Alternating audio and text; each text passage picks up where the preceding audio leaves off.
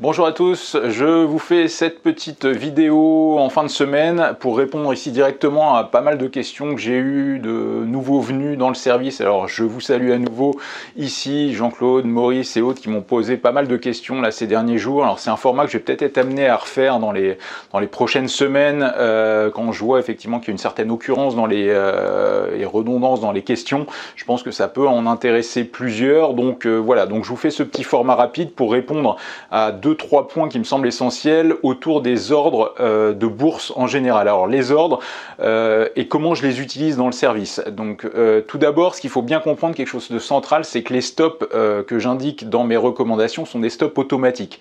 Alors tout d'abord, un stop c'est quoi? Vu qu'on est à l'achat, c'est un ordre de vente à seuil de déclenchement. Ça c'est le premier point. Après, il faut avoir en tête qu'il est automatique, comme son nom l'indique, c'est-à-dire que je ne fais pas de mail de suivi spécifique le jour où le niveau d'invalidation du stop doit être atteint. Par exemple, mercredi, quand on était sur Imeris, quand on est tombé sous les 30 € le mercredi matin, je vous en ai parlé dans ma recommandation sur Ubisoft mercredi en fin de séance. Mais il n'y avait pas de mail spécifique à attendre de ma part par rapport à Imeris. Donc ça, c'est le premier point. Derrière, ce qu'il faut aussi avoir en tête, c'est que les ordres stop, ils sont à programmer sans durée d'expiration. Donc ça peut être en termes de typologie à révocation ou GTC, Good Till Cancel, selon la terminologie de votre broker. Et si vous mettez par exemple la révocation, vous mettez une date assez éloignée, à 3-6 mois globalement, pour être sûr que l'ordre soit toujours actif dans les jours et semaines à venir. Donc ça, c'est vraiment quelque chose d'important, surtout encore plus, j'ai envie de dire, dans ces marchés. Vous l'avez vu, on a pris un petit stop sur Imeris, mais là, c'est vraiment quelque chose qui n'est pas dramatique. C'est des choses qu'on va renouveler dans ces marchés où, pour le coup, on a une asymétrie du risque qui est vraiment intéressante. C'est-à-dire que c'est pas très grave, entre guillemets, de se tromper 2-3 fois sur 4 si le quatrième coup, on fait x3, enfin, on gagne 3 fois plus que ce qu'on perd. Donc on l'a vu, par exemple, rien que hier matin sur Ubisoft, la valeur ouvrait à plus 2, plus 3% par rapport à notre entrée de mercredi en fin de séance, c'est-à-dire c'est globalement très rapidement l'équivalent de ce qu'on avait concédé sur Imeris. Donc en fait, il faut vraiment respecter ces niveaux, ne pas les discuter, avoir une notion d'automatique, c'est-à-dire ne pas attendre de suivi, par exemple sur Imeris, parce que j'ai eu certains retours mercredi midi en me disant qu'est-ce qu'on fait, etc. Moi, j'ai été exécuté le matin, un peu après l'ouverture, dans la baisse sous les 30 €. Donc voilà, donc c'est acté, on passe à autre chose. Donc c'est vraiment quelque chose qu'il faut avoir en tête et qu'il faut exécuter et appliquer au quotidien. Après, autre élément qui m'a été demandé pour ce qui est des ordres de prise de bénéfices partiels ou de revente. Là, pour le coup, c'est autre chose que les stops, c'est-à-dire que là, va y avoir un mail de suivi de ma part, c'est-à-dire qu'il va y avoir un mail spécifique. Si on encaisse, si on sécurise des gains, je vous enverrai le jour J, dans le timing que je juge bon, le moment de sortir ou de s'alléger. Donc là, pour le coup, sur les PBP, sur les encaissements, il y a des mails spécifiques. Pour les stops, il n'y a pas de mail spécifique. Et là, du coup, je vous donne rendez-vous seulement le vendredi dans notre débrief hebdomadaire pour faire le point sur ce qui a été exécuté ou non. Et autre élément important, c'est-à-dire sur les niveaux de PBP et les objectifs que je donne, par exemple, on me posait la question sur Air Liquide quand je vise les 138,50, non, on ne programme pas d'ordre à seuil de déclenchement ou de vente limite sur ce niveau, c'est-à-dire que je vous indiquerai le jour J ou le moment venu quand s'alléger, quand encaisser, c'est-à-dire que par exemple sur Air Liquide, j'ai une cible à 138,50. Maintenant, sait-on jamais si demain on a un marché qui se retourne, qui repart à la hausse et Air Liquide qui prend 5% avec un CAC qui prend 5% en une séance, c'est pas impossible que je révise à la hausse mes objectifs. Donc ce qui est vraiment important dans le service, c'est de programmer des ordres stop, c'est-à-dire de savoir en fait comme toujours, comme je le dis souvent historiquement, si vous me suivez dans le service ou dans d'autres de mes lettres depuis plusieurs mois, années, vous savez que j'ai un critère de base, c'est-à-dire de savoir où je sors quand j'ai tort et par contre de toujours tenter de laisser courir quand j'ai raison. Ça, c'est vraiment une maxime qui est importante.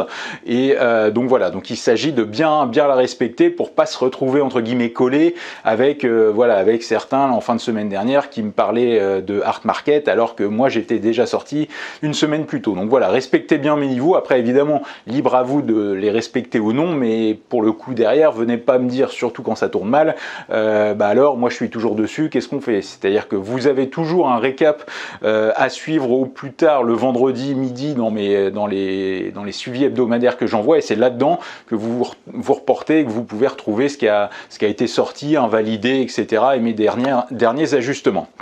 Autre précision sur les ordres, quand on rentre à l'achat, je spécifie acheter autour d'eux, c'est-à-dire que en gros, quand j'envoie l'alerte, alors 9 fois sur 10 ça se passe comme ça. Il y a des fois où je vais mettre des ordres limites, par exemple hier en l'occurrence sur Carrefour, j'ai songé à le faire, mais comme vous l'avez vu dans mon alerte d'hier, j'ai passé mon tour.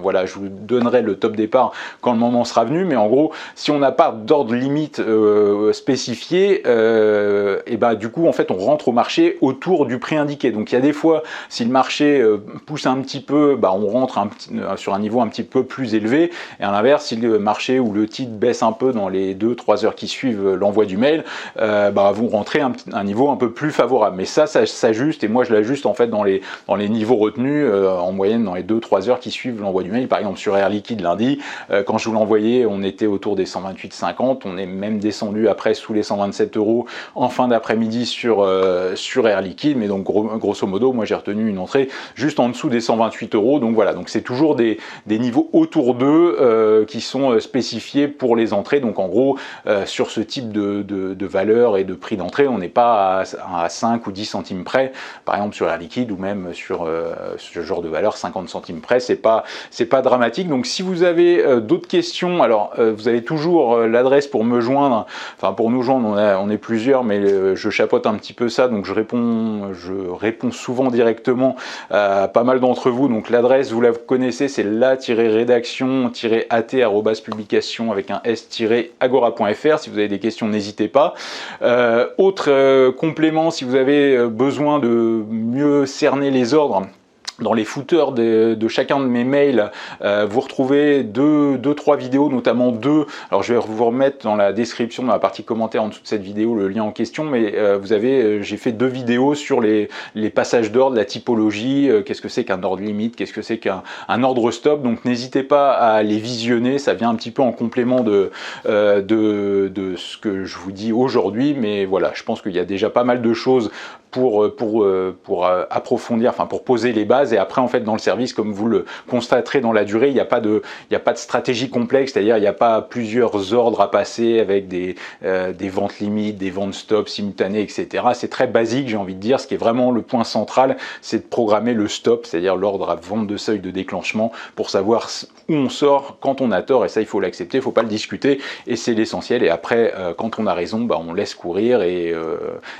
entre guillemets c'est un peu un problème de riche quand on a raison, c'est-à-dire de savoir si on va gagner 150, 200, 400 ou 500 €, ça peu importe. Par contre, ce qui est important, c'est de savoir qu'on risque, je sais pas, 50 ou 100 € sur tel niveau précisément. Voilà, j'espère que ce petit point vous aura été utile. Merci à tous de votre attention, bonne fin de semaine, bon week-end d'avance, et à bientôt.